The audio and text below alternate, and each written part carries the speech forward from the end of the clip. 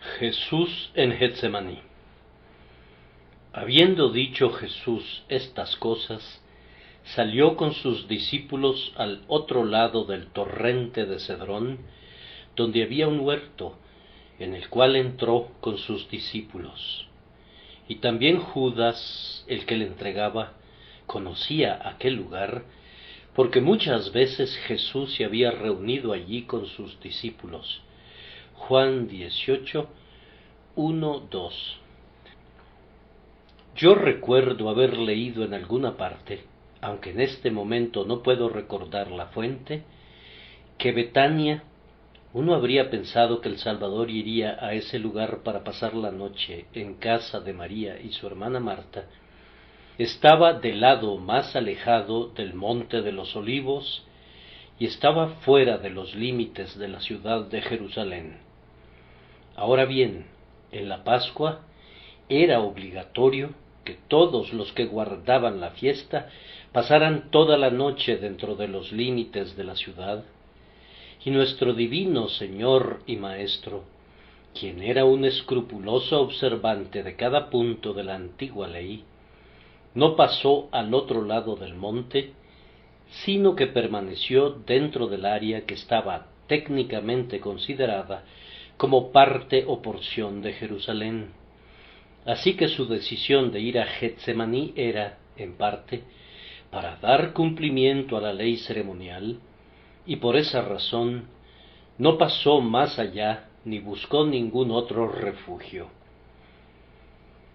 Nuestro Señor sabía también que en esa precisa noche Él sería entregado en manos de sus enemigos y, por tanto, necesitaba estar preparado mediante un tiempo especial de devoción para la terrible ordalía que estaba a punto de soportar.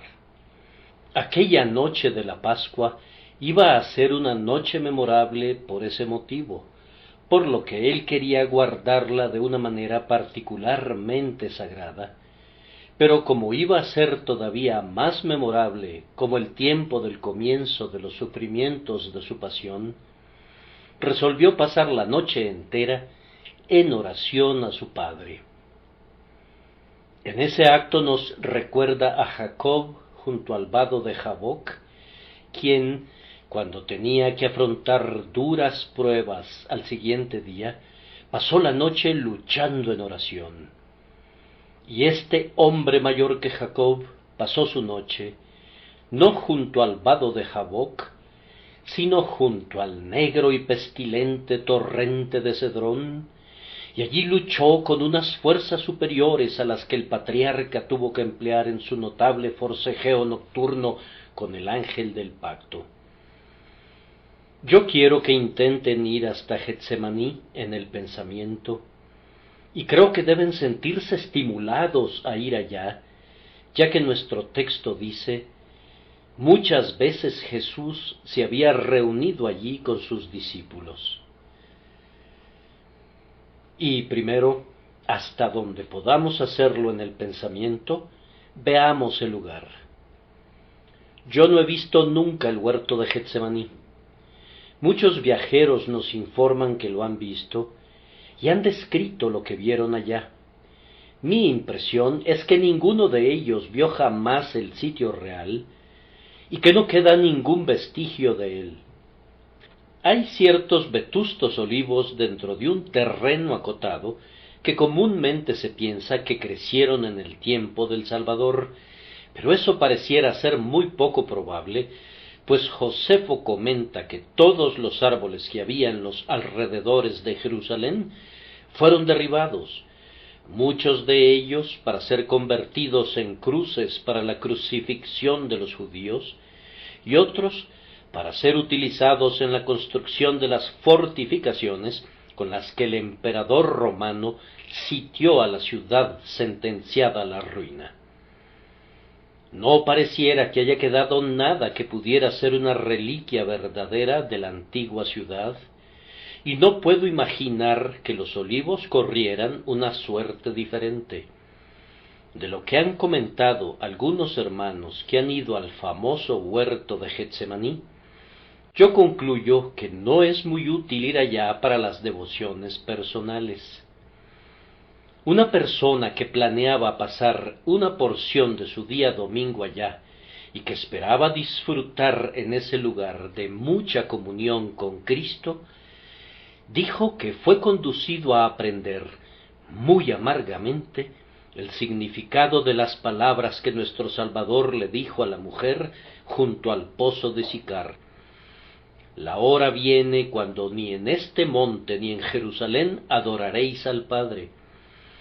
La hora viene, y ahora es, cuando los verdaderos adoradores adorarán al Padre en espíritu y en verdad, porque también el Padre tales adoradores busca que le adoren. Yo no quiero averiguar dónde estaba exactamente Getsemaní. Me basta saber que estaba en un costado del Monte de los Olivos y que era un sitio muy apartado. El concepto que me formo del lugar es el resultado de haber residido durante muchos inviernos en un pequeño pueblo del sur de Francia donde los olivos crecen a la perfección y donde, en las laderas de las colinas, me he sentado a menudo en medio de los olivares y me he dicho: Getsemaní debe de haber sido un lugar parecido a este. Estoy seguro de que lo era, ya que un huerto de olivos en la ladera de una colina tiene que ser necesariamente muy similar a otro. Las colinas están cubiertas de terrazas, una más alta que la otra, cada una de ellas poseyendo raras veces una anchura superior a 8, 10 o 12 pies. Luego subes, digamos, 5, 6, 7 u 8 pies, y encuentras otra terraza, y así sucesivamente por toda la colina, y en esas terrazas crecen los olivos. Uno de los encantos de un huerto de olivos de ese tipo es que tan pronto como entras en él, puedes sentarte al abrigo del terraplén ubicado al fondo de cualquiera de las terrazas, tal vez en un ángulo en el que estés protegido del viento, y estarás completamente oculto a la vista de todos los observadores. Ha habido personas que se han sentado a unos escasos metros de mí, de cuya presencia no tuve nunca la menor idea. Un día domingo, después de haber pasado con otras personas un poco de tiempo en oración, advertí lo que parecía ser un sombrero de copa de un ciudadano inglés que se iba alejando a una corta distancia de nosotros, justo encima de una de las terrazas. Pronto reconocí a la cabeza que llevaba el sombrero como la de un hermano cristiano a quien yo conocía, y descubrí que había estado caminando allí de un lado a otro, estudiando su sermón para la tarde. Él no nos había notado, excepto que había oído algunos sonidos que le habían parecido como oración y alabanza. Muchos de ustedes podrían estar en un huerto de olivos, pero a menos que enviaran alguna señal de reconocimiento para sus amigos, ellos no se darían cuenta de que alguien más se encontraba allí. Y bajo el espeso, aunque liviano follaje, con los destellos de la luz solar que se filtra, o en la noche, bajo un tipo de color cenizo y gris, con la luz de la luna proyectando a través del follaje sus rayos de plata, no puedo imaginar un lugar de retiro más deleitoso, un lugar donde uno se sentiría más seguro de estar muy aislado, aun cuando alguien pudiera estar muy cerca de ti, un lugar donde podrías sentirte libre de expresar tus pensamientos y tus oraciones, porque, de cualquier manera, para tu propia percepción, parecerías estar completamente solo. No puedo evitar pensar también que a nuestro Salvador le gustaba estar entre los olivos, debido a la figura muy congenial del olivo. Se retuerce y se enrolla y se contorsiona como si estuviese en una agonía. Tiene que extraer el aceite del duro pedernal y pareciera serlo con gran trabajo y fatiga. La figura misma de muchos olivos pareciera sugerir ese pensamiento. Entonces, un huerto de olivos es un lugar de doloroso placer y de fructífero trabajo, donde el aceite es rico y graso, pero donde ha de invertirse mucho esfuerzo en su extracción desde el duro suelo sobre el que está plantado el olivo. Yo creo que otros han sentido respecto a esto lo mismo que yo he sentido, es decir, que no hay ningún árbol que parezca más sugerente de un sentimiento de identificación con un ser sufriente que un olivo, ninguna sombra que sea más dulcemente pensativa, más apropiada para los momentos de aflicción y para la hora de devota meditación. No me sorprende, por tanto, que Jesús buscara el huerto de Getsemaní para poder estar completamente solo, para derramar su alma delante de Dios, y no obstante, poder contar con algunos compañeros a una corta distancia sin ser molestado por su inmediata presencia. Una razón para que él haya ido a ese huerto en particular era porque había ido allí con tanta frecuencia que le encantaba estar en ese viejo lugar familiar. ¿No sientes algo de eso en tu propio lugar especial de oración? No me gusta tanto la lectura en las Biblias de otras personas como en mi propia Biblia. No sé a qué se deba, pero a mí me gusta mi propia Biblia de estudio más que ninguna otra. Y si tengo que usar alguna Biblia más pequeña, prefiero una que tenga las palabras en el mismo lugar de la página que en mi Biblia, para poder encontrarlas con facilidad. Y yo no sé si ustedes sienten lo mismo, pero usualmente puedo orar mejor en un determinado lugar. Hay ciertos sitios en los que me deleita estar cuando me acerco a Dios. ¿Hay alguna asociación de anteriores entrevistas con mi Padre Celestial, vinculadas con ellos, que hace que el viejo sillón sea el mejor lugar en el cual uno pueda ponerse de rodillas? Entonces me parece que al Salvador le encantaba Getsemaní, porque había ido allí con mucha frecuencia con sus discípulos, y por tanto convierte al lugar en el sitio sagrado donde será derramada delante de su Padre su última agonía de oración. Sin embargo, eso fue sólo la introducción al tema principal de nuestras meditaciones. Entonces, ahora, contemplemos al Salvador en Getsemaní para que podamos imitarlo. Y primero, hemos de imitar a nuestro bendito Señor en esto, en que Él frecuentemente buscó y gozó de la soledad. La suya era una vida sumamente atareada. Tenía que hacer muchísimo más que lo que tenemos que hacer ustedes y yo. Sin embargo, encontraba abundante tiempo para la oración en privado. Él era mucho más santo de lo que somos cualquiera de nosotros. Con todo, Él se daba cuenta de su necesidad de la oración privada y de la meditación. Él era mucho más sabio que lo que nosotros seremos jamás. Sin embargo, sentía la necesidad de retirarse a la soledad para la comunión con su Padre. Él tenía mucho poder sobre sí mismo, podía controlarse y sosegarse mucho más fácilmente de lo que nosotros podemos. Con todo, sentía que debía quedarse solo con frecuencia en medio de las distracciones del mundo. Sería bueno que estuviéramos solos con mayor frecuencia.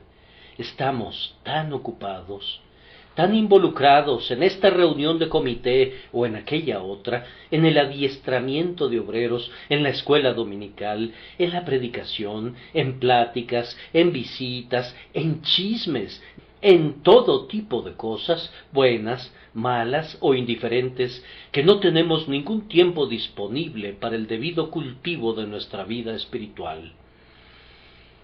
Corremos de un lugar a otro sin tener el tiempo apropiado para descansar, pero, hermanos y hermanas, si queremos ser fuertes, si tenemos la intención de asemejarnos a Jesús, nuestro Señor y Salvador, tenemos que tener nuestro Getsemaní, nuestro lugar de secreto retiro donde podamos estar a solas con nuestro Dios. Pienso que fue Lutero el que dijo: hoy tengo ante mí un duro día de trabajo, me consumirá muchas horas y habrá una severa lucha, así que tengo que disponer de al menos 3 horas de oración para poder acumular la energía suficiente para desempeñar mi tarea. Nosotros no actuamos de esa sabia manera en nuestros días. Sentimos como si no pudiéramos encontrar un tiempo para la oración privada, pero si tuviéramos más comunión con Dios, tendríamos una mayor influencia en los hombres. Pero nuestro bendito Maestro ha de ser imitado especialmente en el hecho de que Él buscó la soledad cuando estaba a punto de entrar en el gran conflicto de su vida. Justo entonces, cuando Judas estaba a punto de darle el beso del traidor, cuando los escribas y los fariseos estaban a punto de acosarlo hasta la cruz, fue entonces cuando sintió que tenía que retirarse a Getsemaní y estar solo en oración con su Padre. ¿Qué hiciste, mi querido hermano, cuando percibiste la prueba? Pues bien, buscaste a un amigo que se identificara contigo. No te voy a culpar por desear las consolaciones de la verdadera amistad, pero no te voy a encomiar si la pones en el lugar de la comunión con Dios. ¿Temes incluso ahora alguna calamidad inminente?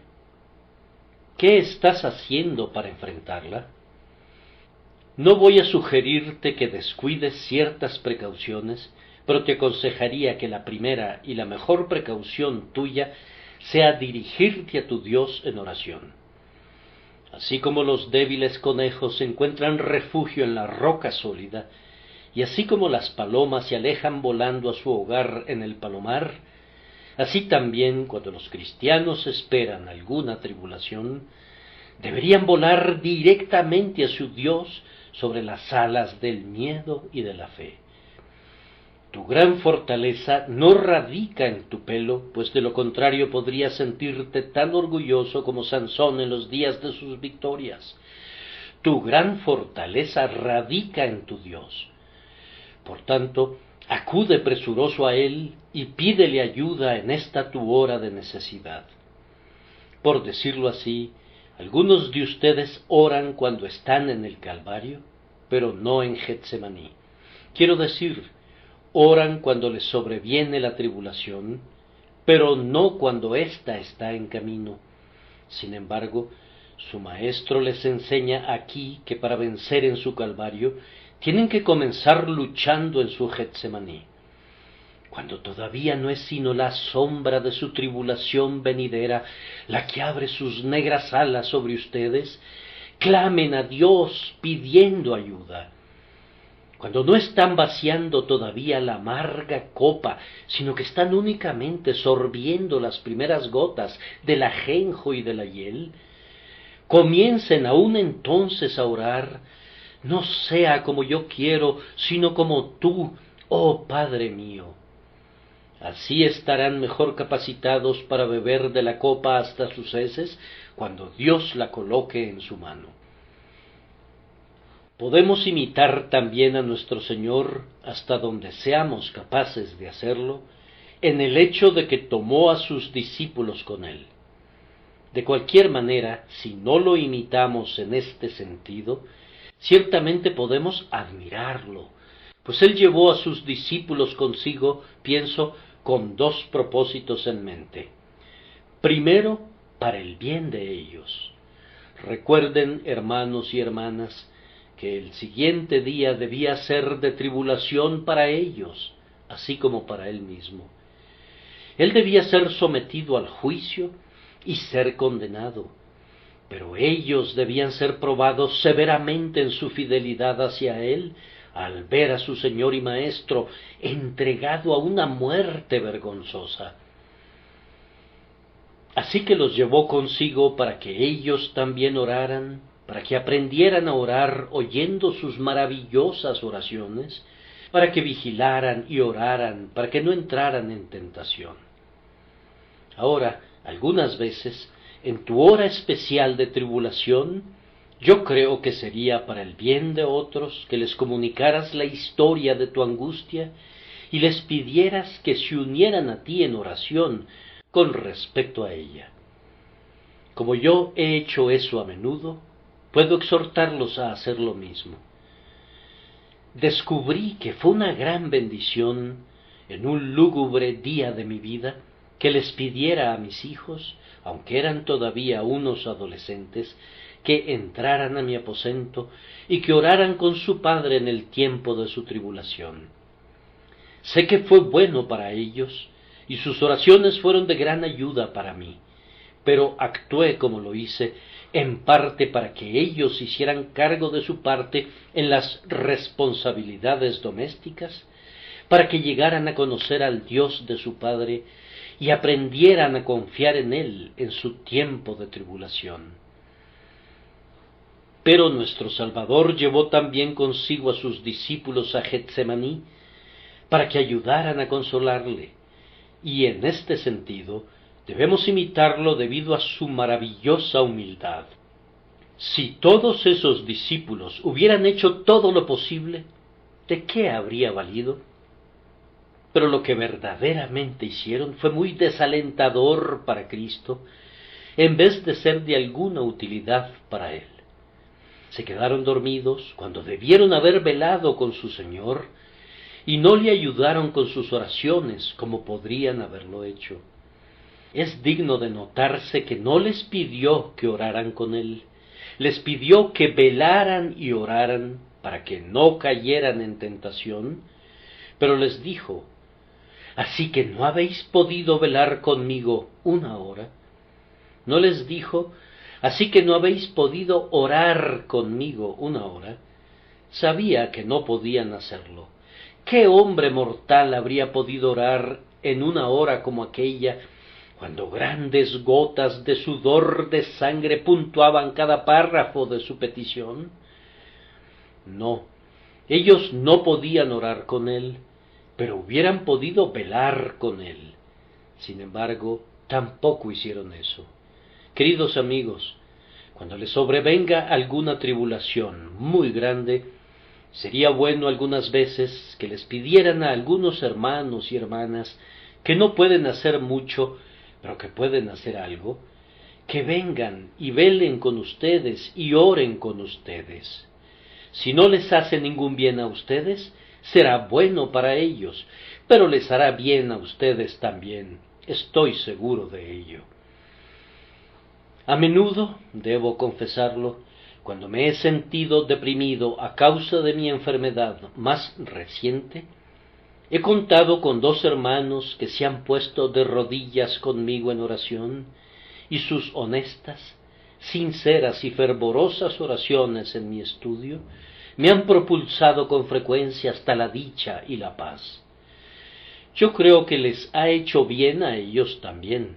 Sé que a mí me ha hecho bien, y estoy seguro de que tú podrías ser a menudo de bendición para otros, si no te importara confesarles que estás deprimido y triste en el corazón. Di: entra en mi habitación y vela conmigo una hora. Y a esa solicitud puedes agregar esta otra: entra y ora conmigo, pues algunos de ellos pueden orar tan bien como tú lo haces, e incluso mejor. Entonces imita al Salvador esforzándote no sólo en orar tú mismo, sino en llamar en tu ayuda, cuando sea inminente una gran tribulación, a la legión de los elegidos de Dios que oran. Podemos seguir también el ejemplo de nuestro Señor en otra dirección, es decir, que cuando oramos en presencia de una gran tribulación, es bueno orar con mucha importunidad. Nuestro Salvador oró 3 veces en Getsemaní, usando las mismas palabras. Él oró con tal intensidad de deseo, que su corazón parecía arder de angustia. Los conductos se desbordaron y los rojos torrentes irrumpieron en gotas sangrientas que cayeron en tierra en aquel lugar llamado correctamente Almazara, o lugar donde se exprime la aceituna. Ah, esa es la manera de orar, si no hasta el punto de producir un sudor sangriento, como seguramente no tengamos que hacerlo, ni seamos capaces de hacerlo, con todo, con tal intensidad de un fervor sincero como nos sea posible y como deberíamos hacerlo cuando Dios el Espíritu Santo esté obrando con poder en nosotros. No podemos esperar recibir ayuda en nuestro tiempo de tribulación a menos que enviemos al cielo una intensa oración. Pero imiten también a Cristo en el tema de su oración. Estoy seguro de que Él nada más musitó suavemente la plegaria: Padre mío, si es posible, pase de mí esta copa. Tú también puedes presentar esa petición, pero asegúrate de musitarla suavemente. Sin embargo, estoy seguro de que fue con todo su poder que nuestro Salvador dijo: pero no sea como yo quiero, sino como tú. En presencia o ante la perspectiva de una gran tribulación, haz que ésta sea tu oración a Dios. Hágase tu voluntad. Alienta a tu alma hasta este punto, habiéndole pedido al Señor que te proteja, si así le agradare. Ponte absolutamente en sus manos y di: pero no sea, oh Padre mío, como yo quiero, sino como tú.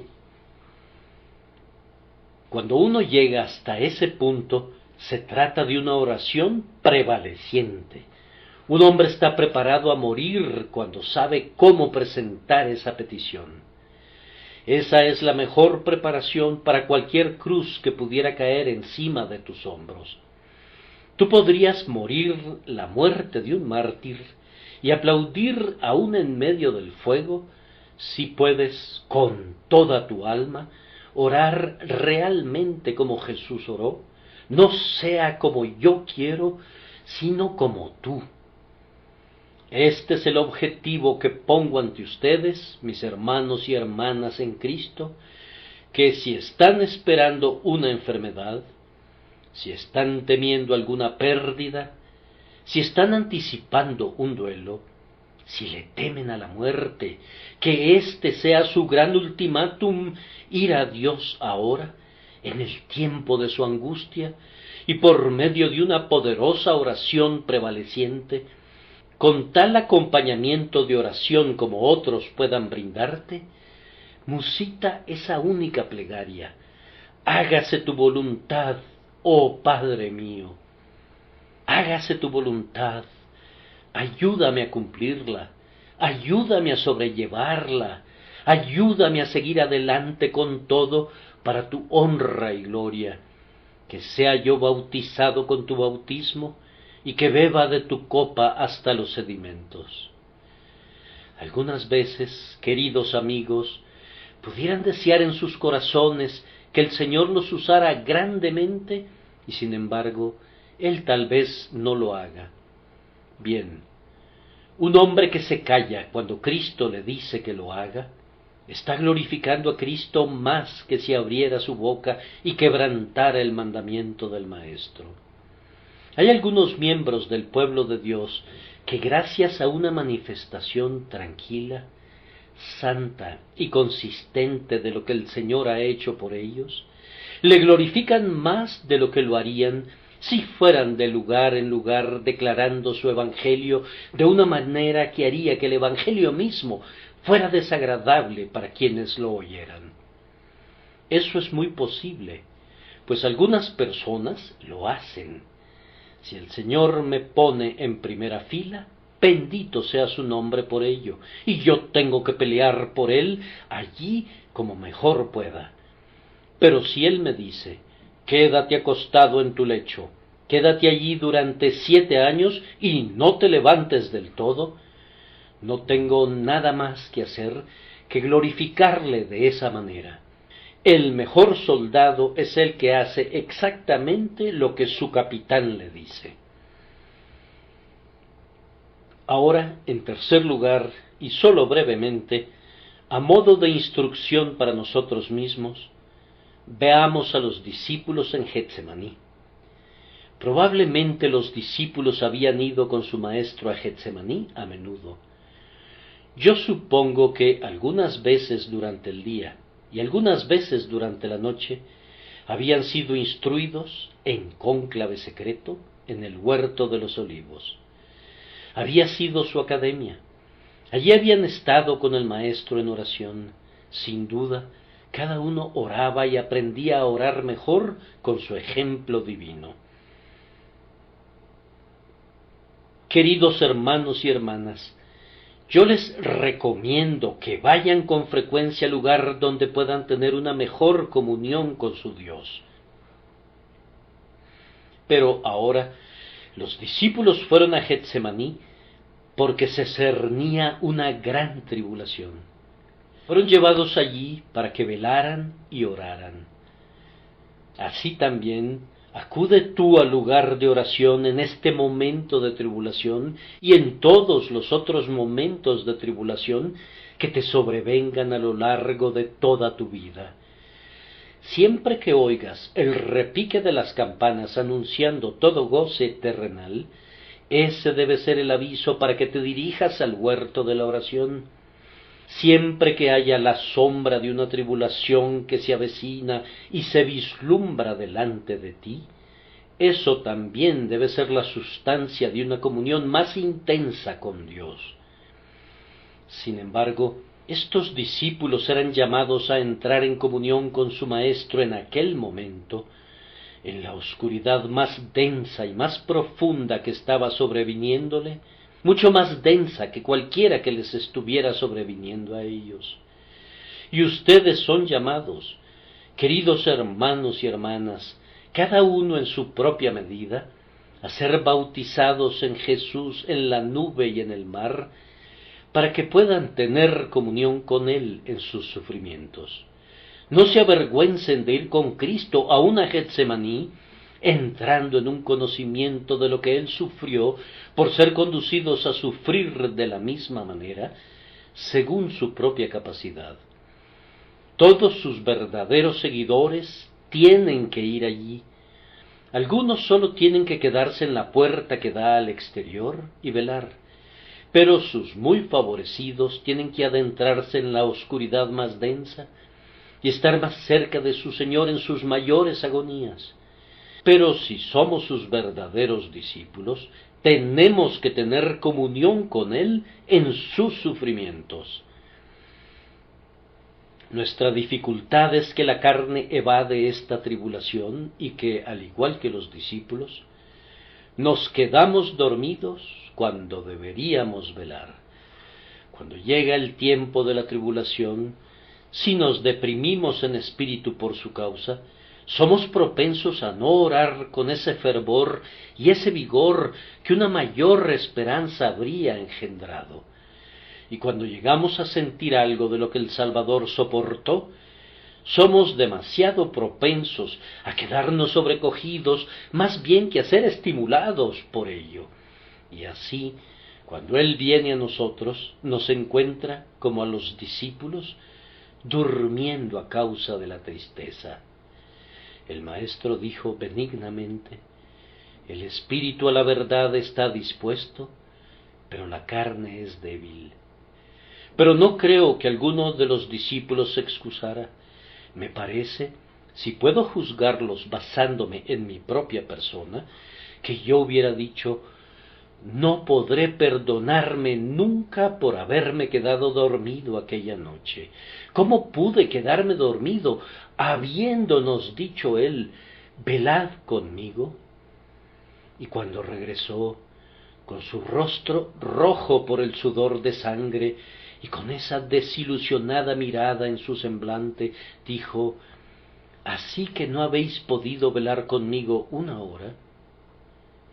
¿Cómo pude quedarme dormido una segunda vez? Y luego, ¿cómo pude quedarme dormido una tercera vez? Oh, me parece que Simón Pedro debe de haber recordado perennemente que su Salvador le dijo: Simón, ¿no has podido velar una hora? Seguramente no dejó de hacerse esa pregunta toda su vida, y Santiago y Juan deben de haber sentido lo mismo. Hermanos y hermanas, ¿se ha quedado dormido alguno de ustedes en circunstancias similares mientras la Iglesia de Cristo está sufriendo, mientras la causa de Cristo está sufriendo, mientras el pueblo de Cristo está sufriendo, mientras te está sobreviniendo una tribulación que te ayudará a tener comunión con Él? En vez de ser motivado a una devoción más elevada e intensa, ¿estás cayendo en un sueño más profundo?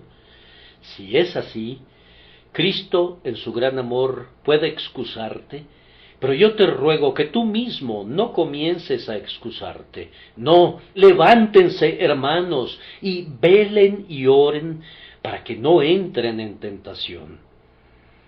La amabilidad del Salvador para con sus discípulos debe de haber reprendido grandemente el sopor de ellos. Según entiendo de la narración, nuestro Señor se acercó a sus discípulos 3 veces, y en la tercera ocasión los encontró todavía rendidos de sueño, así que se sentó junto a ellos y les dijo: dormid ya y descansad. Se sentó allí a aguardar pacientemente la llegada del traidor, sin esperar ninguna ayuda o simpatía de sus discípulos, sino simplemente velando por ellos como ellos no velarían con él, orando por ellos como ellos no orarían por ellos mismos, y dejando que durmieran otro rato mientras se disponía a encontrarse con Judas y la turba de la gentuza que pronto le rodearía. Nuestro Maestro, en su gran ternura, algunas veces nos consiente sueños como esos. Sin embargo, podríamos tener que lamentarlos y desear haber tenido suficiente fuerza de mente y fervor de corazón para permanecer despiertos y velar con Él en sus momentos de aflicción. Me parece que, de todos los 11 discípulos buenos, no hubo ninguno que permaneciera despierto. Hubo un vil traidor, y él sí estaba bien despierto. Nunca se quedó dormido, estaba lo suficientemente despierto para vender a su maestro y para actuar como guía de aquellos que vinieron para capturarlo. Pienso también que, al menos parcialmente, como consecuencia de ese sopor de ellos, en un breve lapso, todos los discípulos, dejándole, huyeron. Parecieran, por un tiempo, haber perdido en el sueño su apego a su Señor, y al despertar como de un sueño turbado, a duras penas sabían lo que hacían, y huyeron atropelladamente.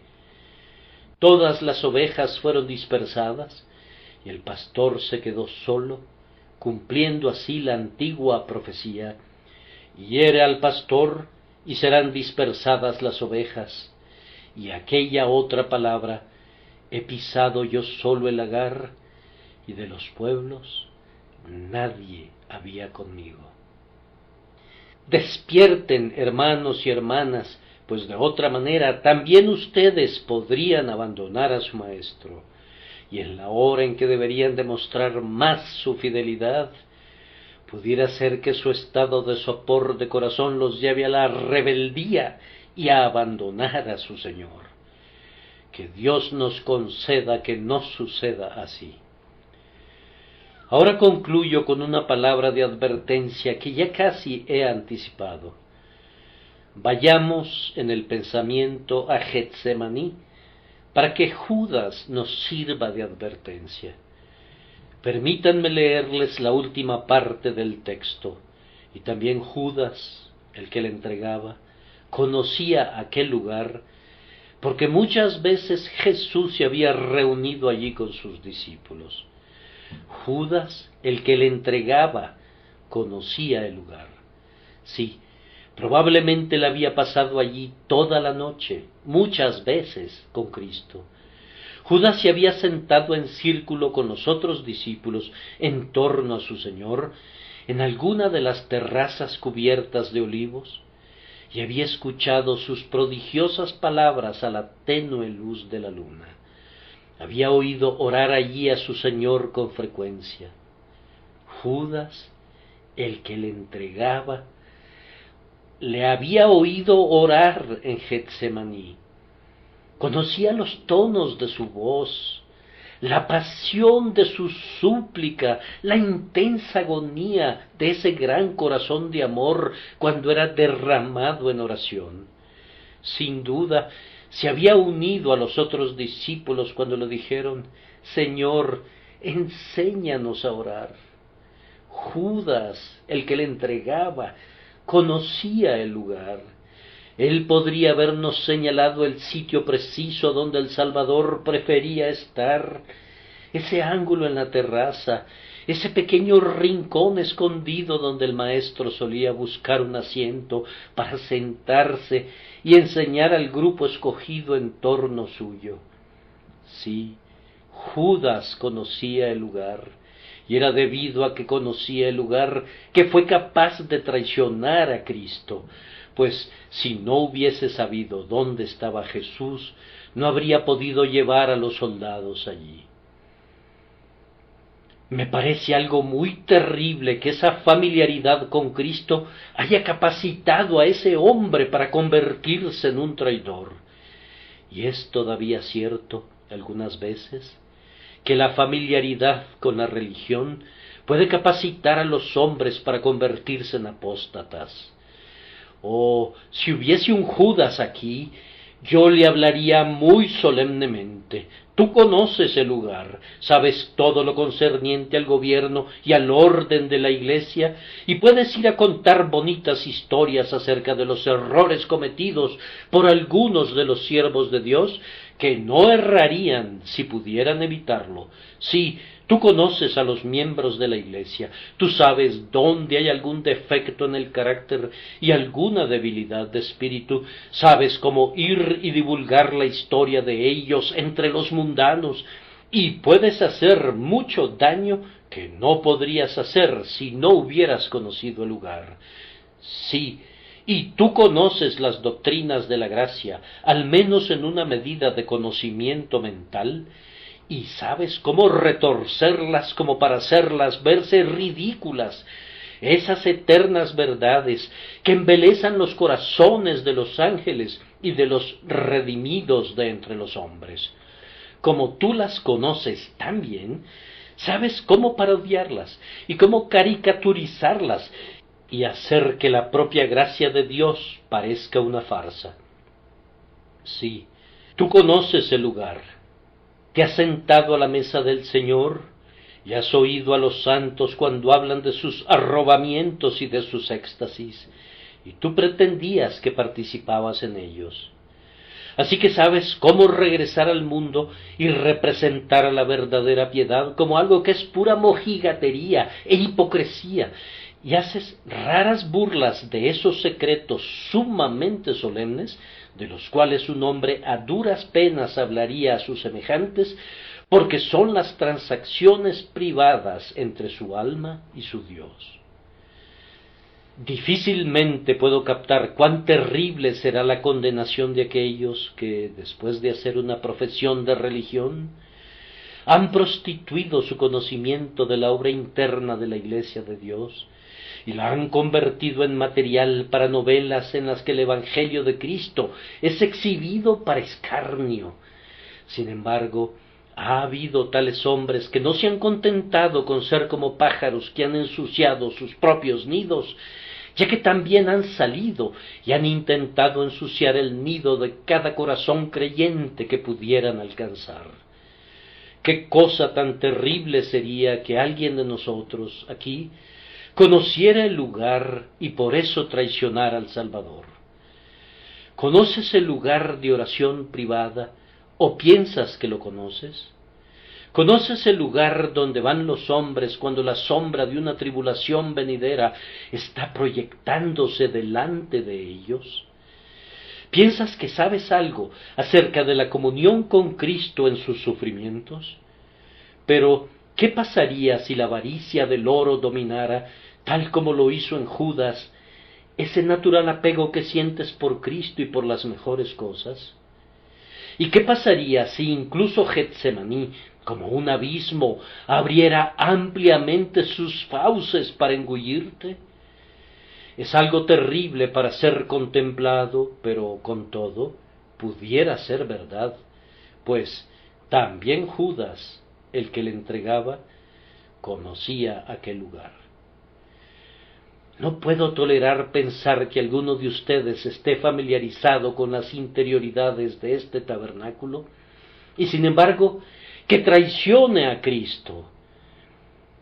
Que seas uno de esos que se congregan en torno a esta mesa de la comunión, que estés familiarizado con todo el amor y las tiernas expresiones que suelen ser usadas aquí, y con todo, que después de todo, abandones a nuestro Señor y Salvador, Jesucristo.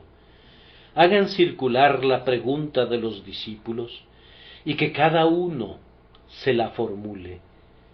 ¿Soy yo, Señor? ¿Soy yo? Cuando alguien se desvía del camino de Sión, ¡ay, cuántos lo hacen! Me parece que oigo decir al Salvador, ¿me abandonarás tú también? Ah, Señor, con un corazón como el mío, a menos que me sujetes firmemente, pienso que tengo que flaquear y que lo haré, y que comprobaré ser como ellos al final. Por tanto, sosténme, oh Señor, y estaré seguro, guárdame hasta el fin por tu amado Hijo, nuestro Señor Jesucristo. Amén.